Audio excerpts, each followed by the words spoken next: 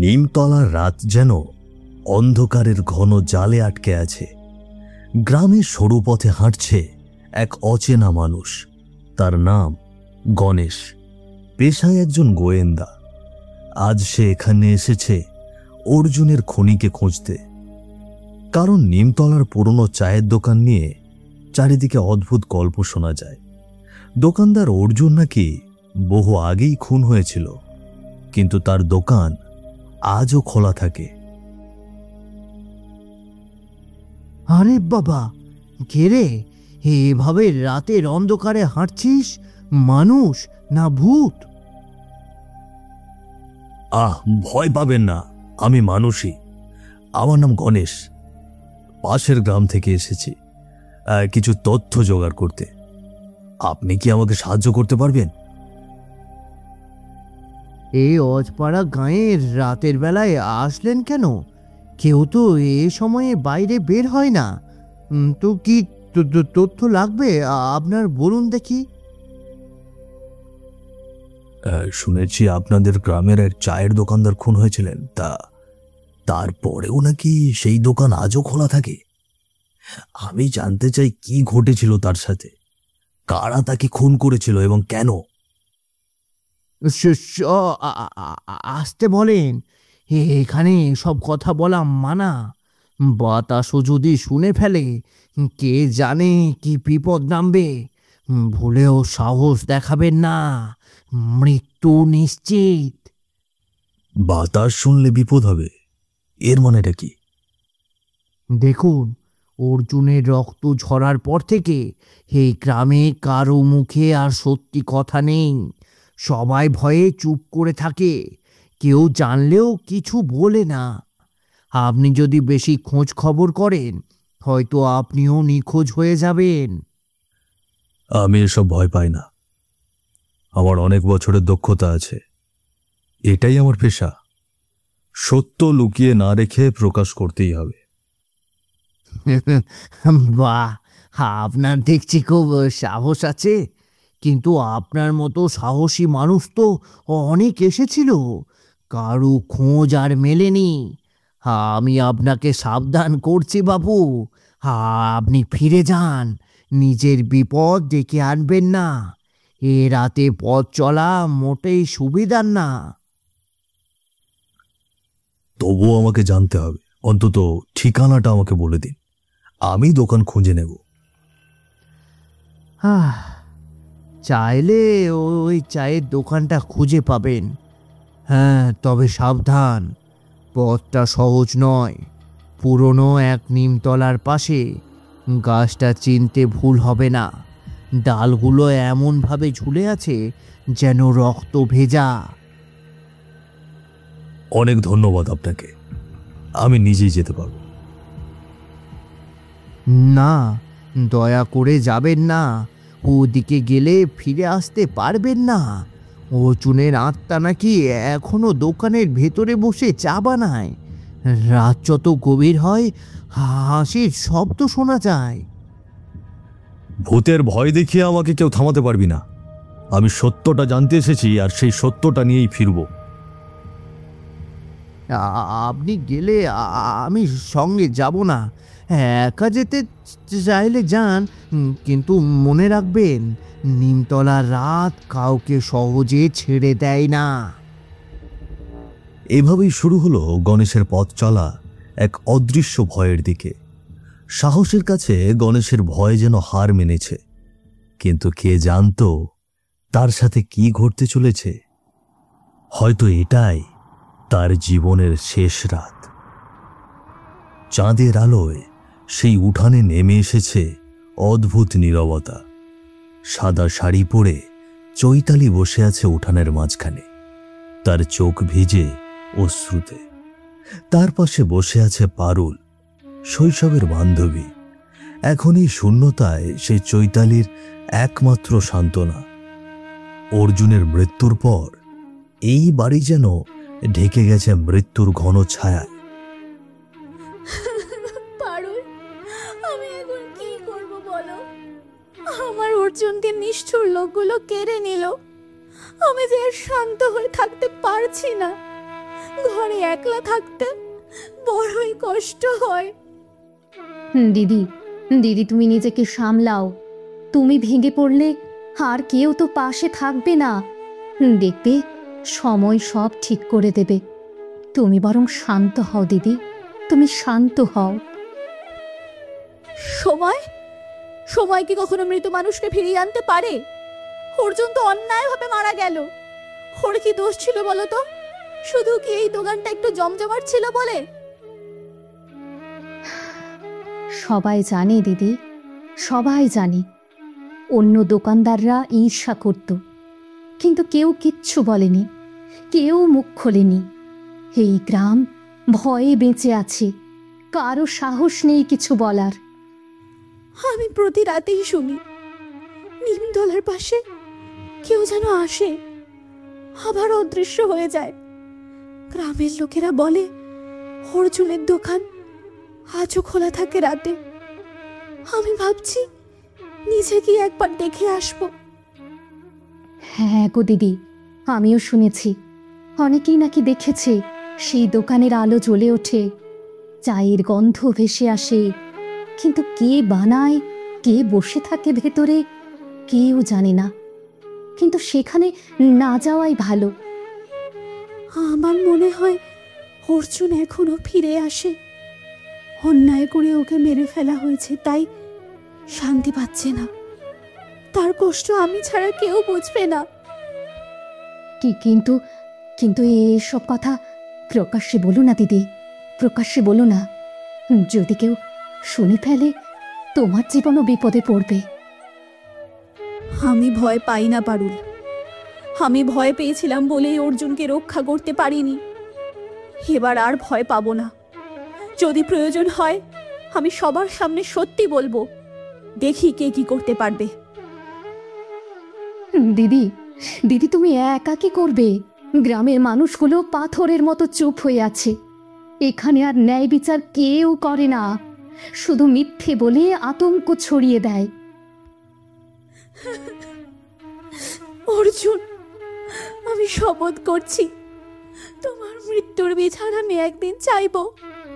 সেই দোকান যদি তোমার আত্মার আশ্রয় হয় আমি সেখানেই যাব।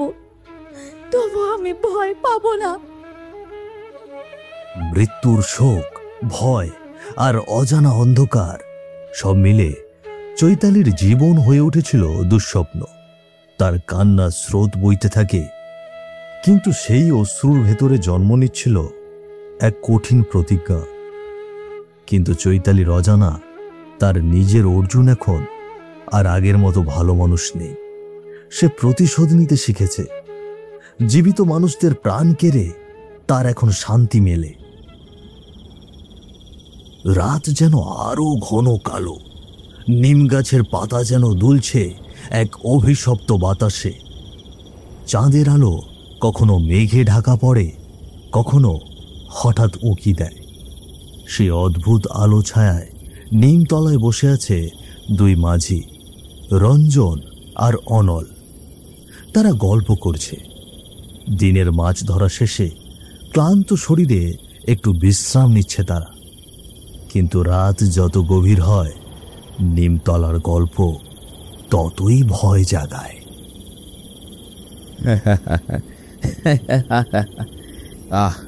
আজ কিন্তু ভালো ভালো মাছ পেলাম রে অনল, একেবারে যাকে বলে ঝুড়ি ভর্তি।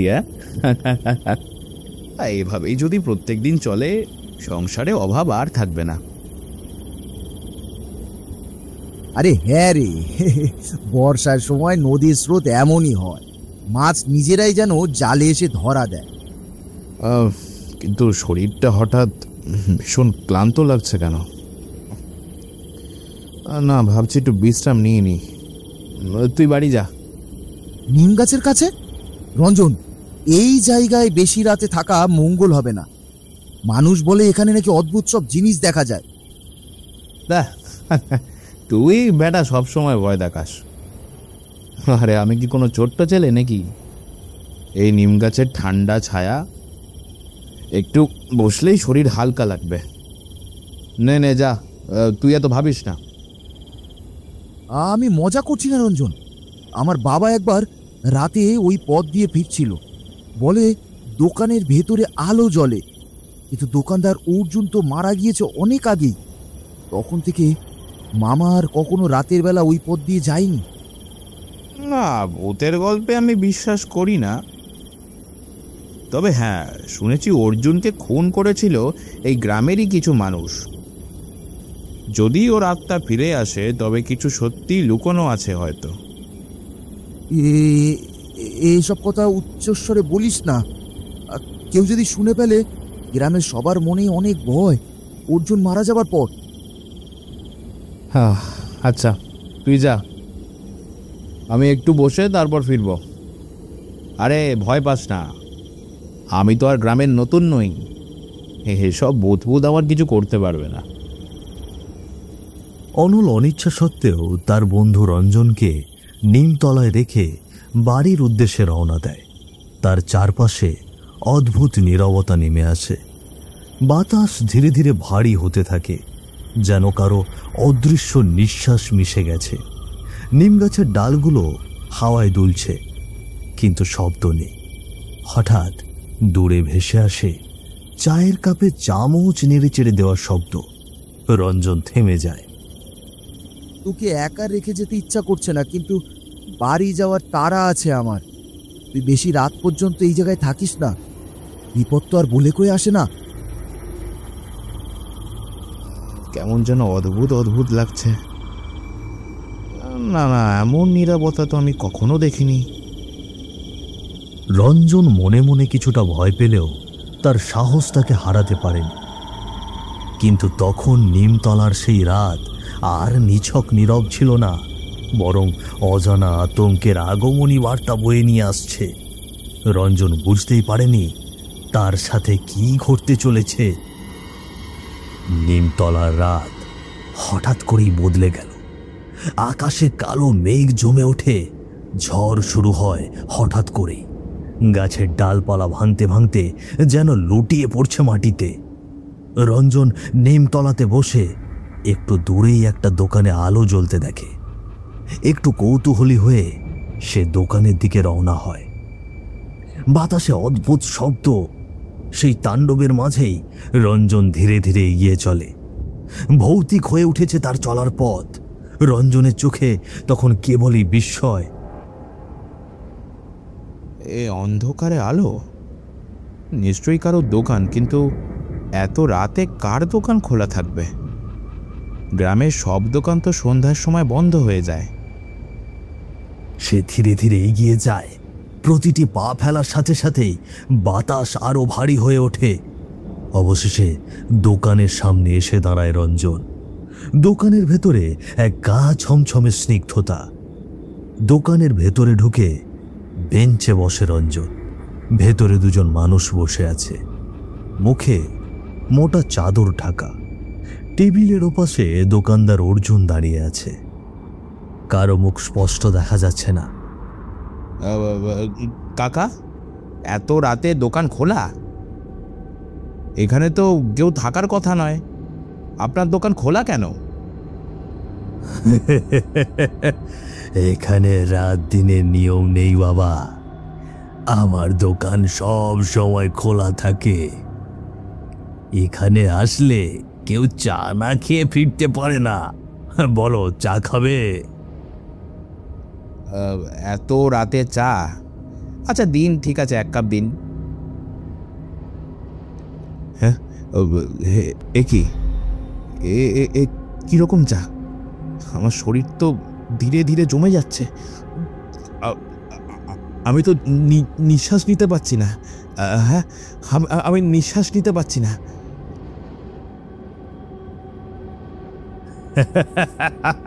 এই চা মানুষকে বদলে দেয় রঞ্জন। এখানে আসলে কেউ মানুষ থাকে না, সব হয়ে যায় আমাদের মতো। চায়ের কাপে চুমুক দেওয়ার পর রঞ্জনের দৃষ্টি ধীরে ধীরে স্থির হয়ে আসে। সে কাপটা নামিয়ে দেয়। কয়েক সেকেন্ডের মধ্যেই তার মুখ শক্ত হয়ে যায়, শরীর নিস্তব্ধ। তার চাহনি নিঃশেষ হয়ে আসে। তার চোখে যেন অন্ধকার ধেয়ে আসে। নতুন একজন এসে গেল আমাদের দলে। নিজের করুণ অবস্থা আর একজনের ওপর হতে দেখলে বড়ই শান্তি লাগে।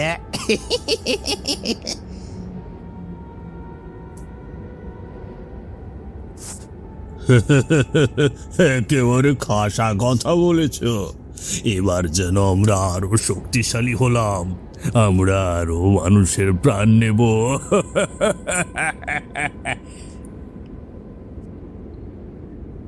হ্যাঁ, এই দোকান খালি থাকে না।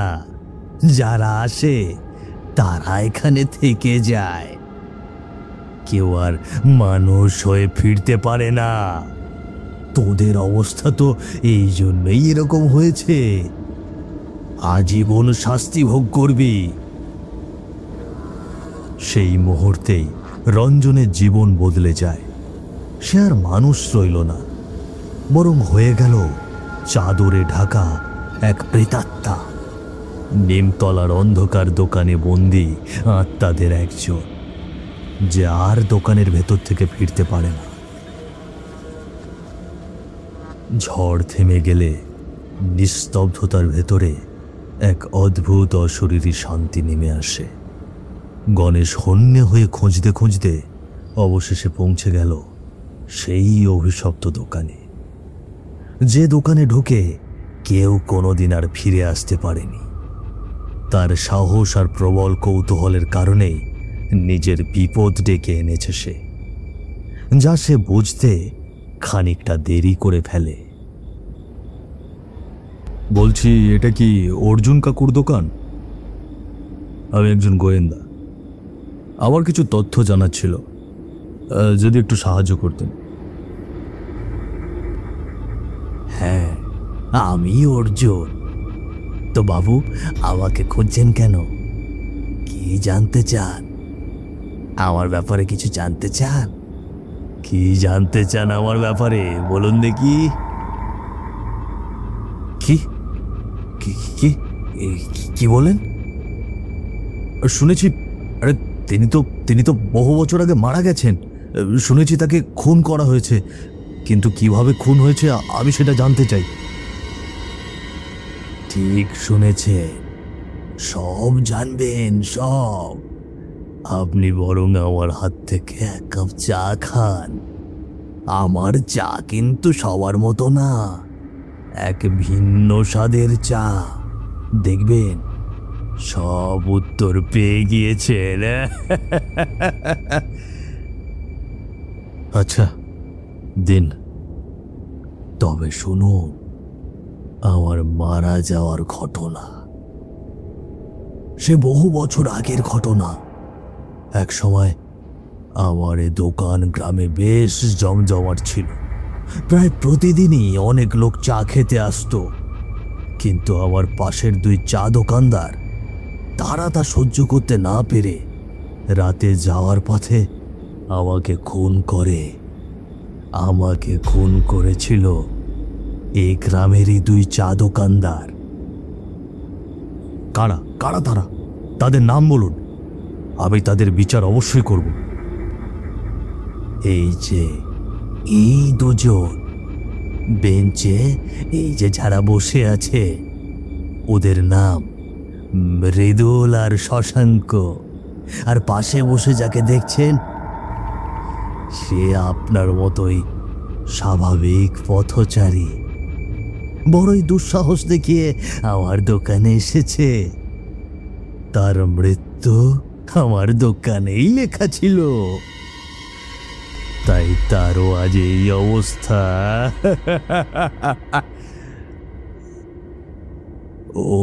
ওরা কিভাবে? কিন্তু ওরা তো বসে আছে। বসে তো আছে, কিন্তু জীবিত না। আপনিও ওদের মতো হবেন নাকি?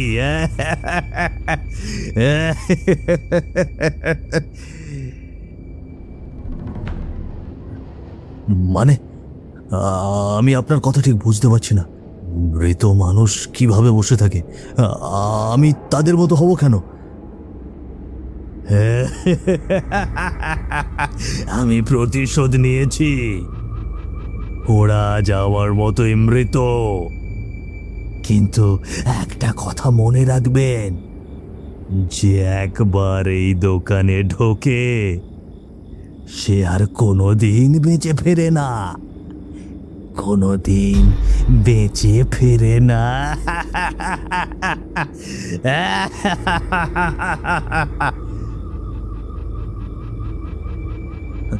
না না, আমি বের হব এই দোকান থেকে। আমি মরতে চাই না। আমার উপর দয়া করুন। আমি নিঃশ্বাস নিতে পারছি না কেন?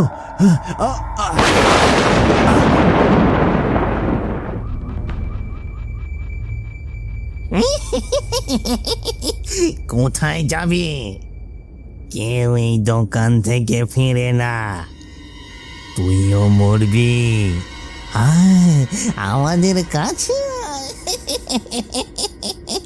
কাছে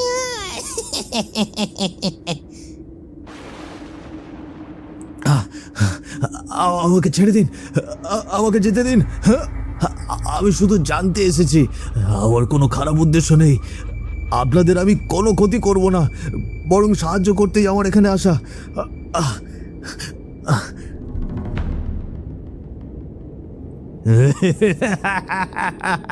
না বাবু, এই গ্রামের সব লোক জানে আমার দোকানে আসার ফল। আপনি বেকার সাহস দেখিয়ে নিজের বিপদ ডেকে আনলেন। এবার আপনাকে মরতেই হবে মশাই। আমার চায়ের স্বাদ যে নেবে সে আর ফিরবে না।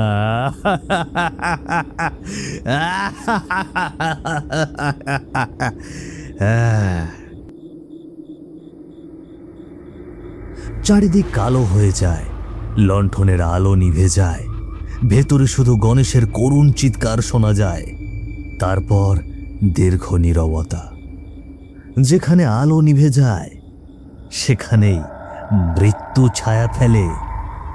আজও নিমতলার সেই চায়ের দোকান খোলা আছে। গণেশ নিজের প্রশ্নের উত্তর পেলেও নিজের জীবনের উত্তর আর মেলাতে পারেনি।